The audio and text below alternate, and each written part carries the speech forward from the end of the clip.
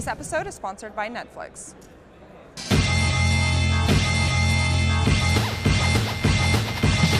So when you were working on Brothers, I mean, did you always know that you were going to be telling the story, you know, with that, you know, in such kind of a subtle way? I mean, was that the plan from the outset? It was from day one, actually. I mean, from day one, the idea of how to control the brothers and what happens at the end was there. Then, of course, I mean, during development, a lot of things happen and changes and stuff like that, of course. But it was definitely like, I mean, I had a very clear vision of the game, but it was just about, you know, convincing everybody else that it's going to be a great game. And that took me a couple of years, you know. It was really, because also my background is a filmmaker, so it was hard for me because I'm kind of well known in Sweden for making movies.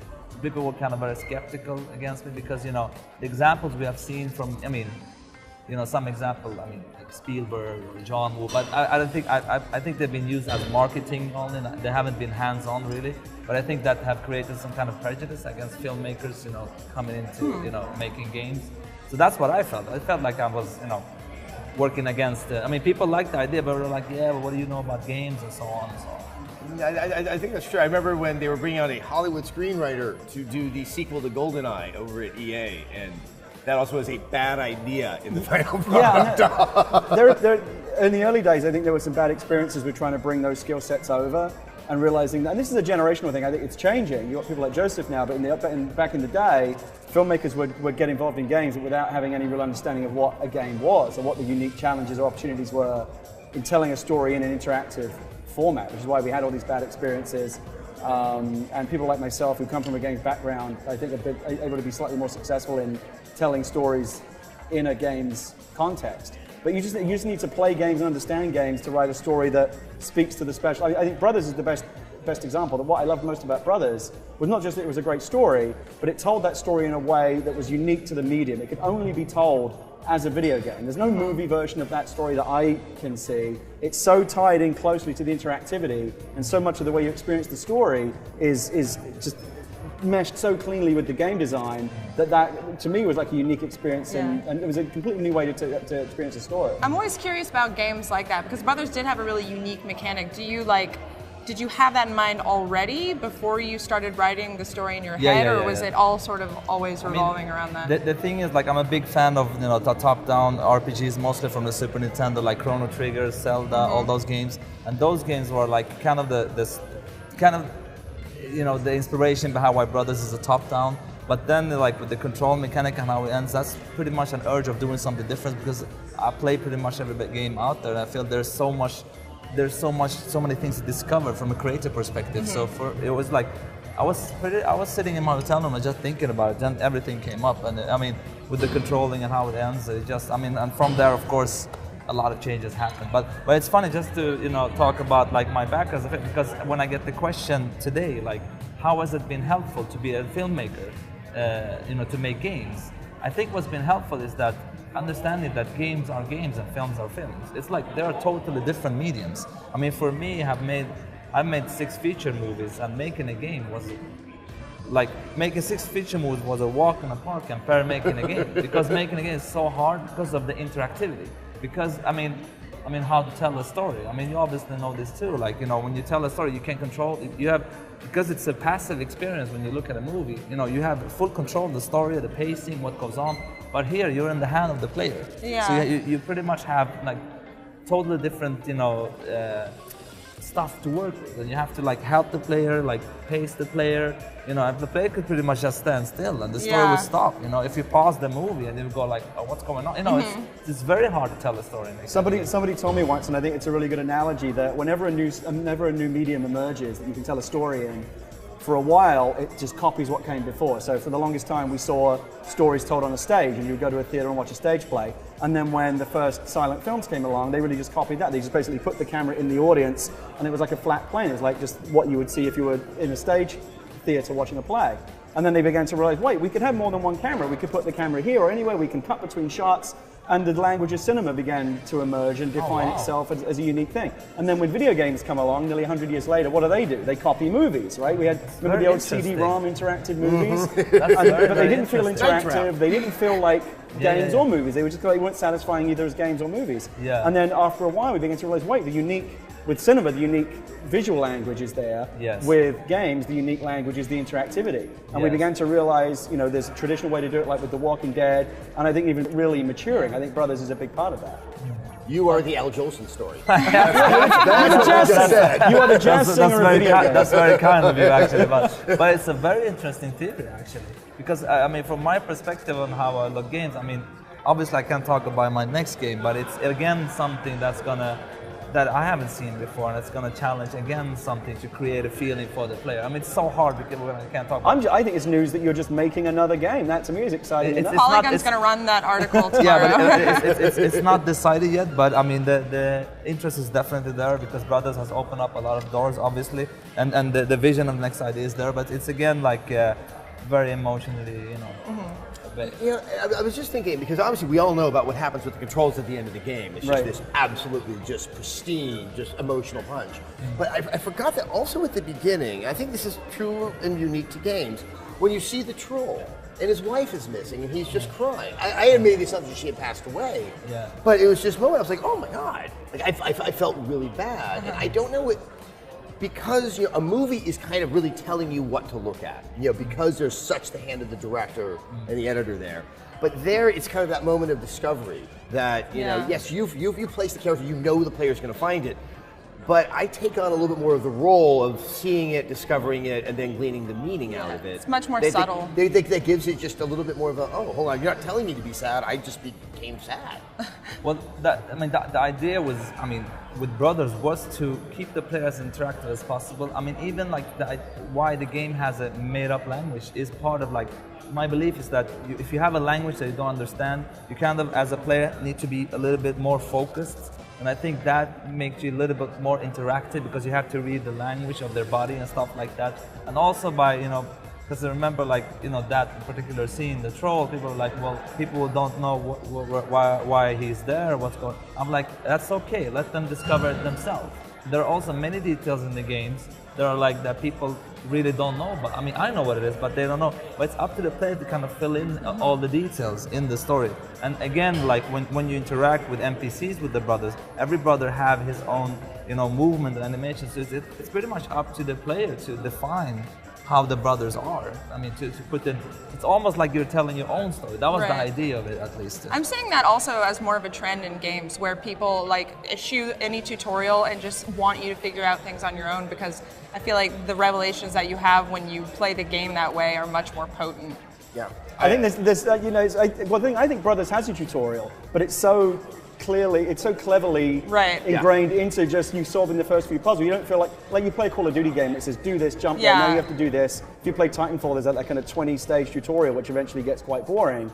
Brothers has to teach you a lot of things about the joystick mechanics, but it does it all within the story. The first challenge where you have to help push the father along on the cart. Yeah. You're seeing the first chapter of the story, but you're also learning the unique way in which the game is played. Yeah. So it doesn't feel like a tutorial. It's really clever, and this is why I think the argument about whether or not gaming is as legitimate an art form as cinema or literature or whatever is kind of silly. I think any art form is all about presenting something to the audience, saying, well, what do you think? And inviting kind of a dialogue between the artist and the audience. And gaming can do that in a way that no other art form can, because you're asking the audience to take part and to make that piece of art unique to them. Like when we worked on The Walking Dead, we would sit in a writer's room similar to like a TV show writer's room. I always imagined that there was kind of an empty chair there that was occupied by like our fictional audience member, that we would hand over the story to the audience in kind of an unfinished state and say, you write the last piece of this, you make the choices that makes that story unique to you. And I think that's any successful piece of storytelling and interactivity. Walking Dead and Brothers did it in very different ways, but that's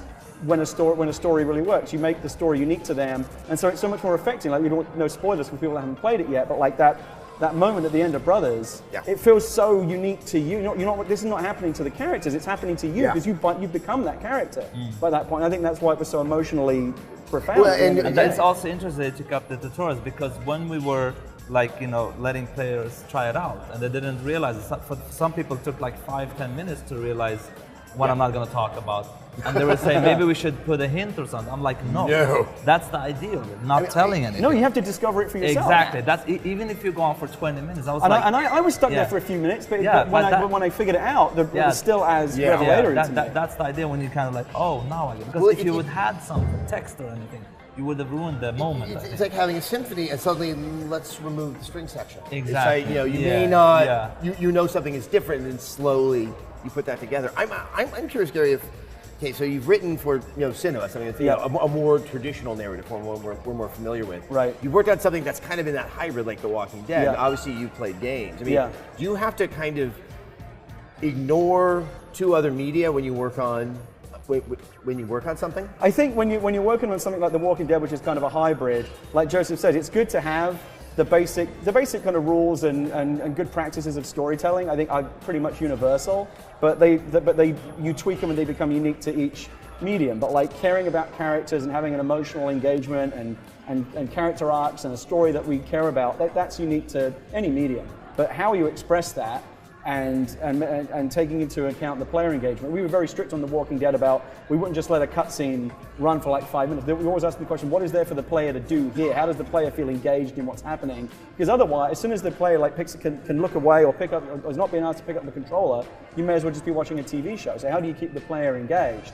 And for that reason, I think that interactive storytelling is the most difficult kind to do, because you still have to create all the rules of running a screenplay or an interesting book or a television show. You have to have the emotional engagement, you have to have a strong story, all that stuff is still true, but then add on top of that the challenge of how do you get the player, how do you make the audience member involved and make it branching and different, and how do you make them feel like their version of the story is unique to them. And what's difficult about that is we don't have all the language for that yet. Games like Brothers are helping define that language, but we're kind of discovering it as we go. Thank you for your kind words.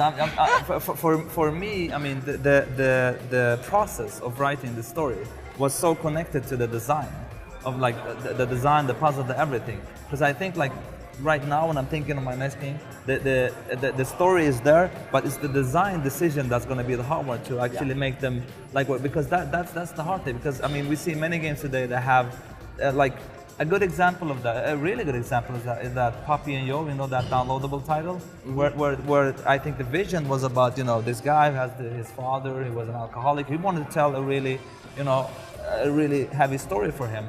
But then I think you had a game design that went against the story. You had a kind of a puzzle design, and like a lot of using the same mechanics. So you kind of like tend to get like a bit tired of those designs. The design wasn't a part of the storytelling. It feels obligatory rather than essential for telling the story. I truly believe like making games, it would be a great thing for the designers and the writers to really cooperate together and not be a separate thing. I think that is very important to me, make better stories in games actually. And I think that after we had a big success, because I wrote a little bit, but mostly consulted on The Walking Dead, and after that was a big success, a lot of other companies came along and said to me, oh, we want to have you consult on our game because we want to figure, there's definitely a big, I think the two big things that are happening in gaming right now are VR and narrative. Those are the two big trends right now, which is great. One's a technical trend and the other one is more of an artistic trend, but I think we're seeing, as we get better at telling stories and realize that we're not just kind of throwing stuff against the wall to be dashed, that you can actually tell a good story, whether it be Walking Dead or The Last of Us or Brothers. It can actually work if you just put enough attention into it. People now want to try it and make it work. And if people say to me, like, what was the secret sauce in The Walking Dead? I would just say, just think about the story first before you think about anything else. I think if we want to become a storytelling medium, we have to prioritize story higher. I think games are still the only storytelling art form where you don't think about the story first. You think about the game mechanic first. When you write a screenplay or you write a book or a television show, the first thing you think about is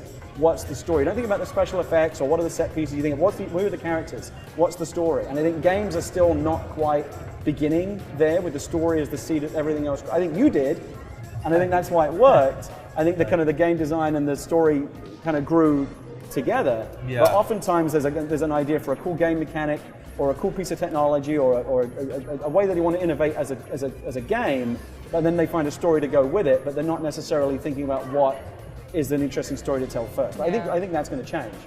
I hope it does. Yes, I think also one important thing, because I agree with you 100% that I mean the interactive medium, I think at the end of the day people want to get emotionally touched, and I think if you are, if you are like playing a story and you're interacting with it, then it's double the effect, I think. So I definitely, but I also think it's important to, because a lot of people has been talking about when will you cry in a game, when will you affect it, when you'll be emotionally touched. But I would say also that the uniqueness, like I'm actually emotionally touched when I play Mario Galaxy 2. From perspective of a great level design, the colors, the level of like everything. So it doesn't necessarily have to be a story also. It could be like a really, really great game that like takes me somewhere else, then my emotions are there. Yeah. I mean, it's like, so emotions is not only about crying. I mean, it doesn't necessarily have to be a story. That's also unique to the interactive media. And that's why I thought Journey was so brilliant, right? Because there's almost, the story is almost nothing, right? Exactly, they leave it all to your imagination. Everything is for you. It just suggests for you to kind of create the story in your own mind. But I mean, and Brothers did this. This is why I like Brothers and Journey together. Journey perhaps even more so because they both work with very minimal palettes. Right? Yes. The characters in Brothers barely speak, but you still sense the emotions. Yeah. The characters in Journey barely speak. They have this little chirp, but you feel like you're bonding with these characters, and your mind fills the gaps. Like you want to experience these stories when you go to a movie, right? When a movie gets its hooks into you, like you're there. No, don't go down the cellar. The killer's down. Like you want to like reach into the screen and like grab that. We want to interact with the story, and cinema doesn't let us. But now that games can do it. The more we figure out how to do it well, the more you can not go down the cellar stairs to where the serial killer is, but choose to do something else and make that story unique to you. That's what I loved about playing Mass Effect when Mass Effect 3 came out. You have those water cooler moments. Everyone talks about Mad Men or The Walking Dead the next day after they've seen the latest episode, but you're all comparing notes on we all saw the same story. Whereas I'm having a conversation about Mass Effect 3, I'm like, oh, she's dead in your version? Like, he's experienced a different story. That was one of the best experiences, realizing just the extent to which the paths would diverge, because I think this was actually one of the issues that caused the outcry about the ending. Is that it was so elegantly put together. It was so like it doesn't go, hey, this is because of your decision. That I couldn't imagine how it could be different for anyone else because it was just so perfect. Right. But and you can only do it, I think, when you're like playing at a level of a BioWare and you've got tens of millions of dollars to spend. But to create something that's that expansive, that branches to the degree that it does.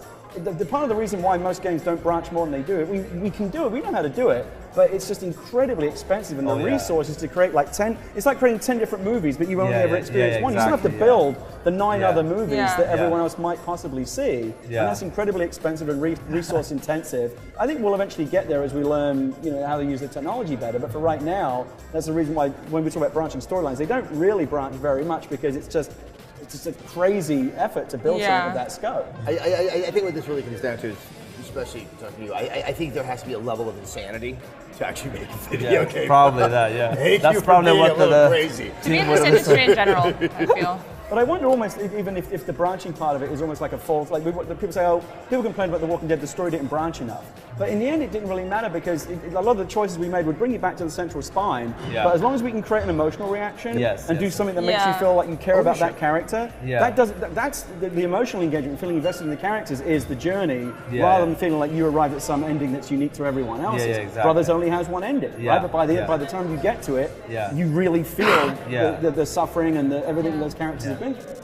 I almost prefer that also, because I don't like getting to the end of a game and then feeling like I missed out when somebody tells me that they have a completely different experience. I'm like you there. That's a whole other discussion. It's pretty much about my anxiety. I'll always go on YouTube and see all the alternate endings that I missed. All right, well, thanks for having me, man. Yeah, thank you. Hello. We talked a lot about movies today, and if you are a fan of those, then you got to check out Netflix. Netflix lets you stream TV episodes and movies directly to your home, saving you time, money, and hassle. It's also the only place to watch exclusive shows like House of Cards and Orange is the New Black. Best of all, you can support Rev3 Games and get a free trial membership by signing up at netflix.com/casual.